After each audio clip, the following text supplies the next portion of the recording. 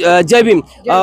प्रभागामध्ये महत्वाचा एक मी प्रश्न करतोय, महानगरपालिकांच्या शाळांची काय स्थिती आहे? कारण गरिबांच्या मुलांना शिक्षण मिळत नाही, महागडं शिक्षण घेऊ शकत नाही। अशा वेळी शिक्षणाची स्थिती काय आहे? तुम्ही निवडून आल्याच्या नंतर या मुद्द्यावर काय तुमचा लढा राहणार आहे?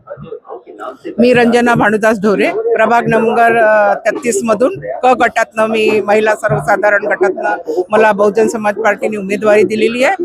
मी समजा बहुजन समाज पार्टीचे आमचे उमेदवार आम्ही निवडून आलो तर आम्ही पहिल्यांदा शाळेची ही परिस्थिती दुरुस्त करू की महानगरपालिकेमध्ये ज्या शाळा आहेत त्या तिथे जनावर सुद्धा राहू शकत नाही, तर पण माणसाची मुलं कशी राहतील?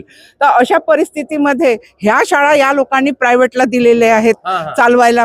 आणि का तर हे इंग्लिश मिडियमच्या नावाखाली खाजगीकरण सगळ्या मुलांना तिथं फीस भरपूर आहे, गरिबांचे कामगारांचे मुलं आहेत ते तिथं जाऊ शकत नाही। तर आमचा प्रयत्न राहील की आम्ही महानगरपालिकेच्या ज्या शाळा त्याला पुनरुज्जीवित करू, त्यांना मुलांना तिथे पुन्हा चांगलं दर्जेदार शिक्षण देऊ, कम्प्युटराइज देऊ, टेक्नॉलॉजीचं इंजेक्शन हे आम्ही त्यांना शिक्षण देऊ आणि अशा पद्धतीने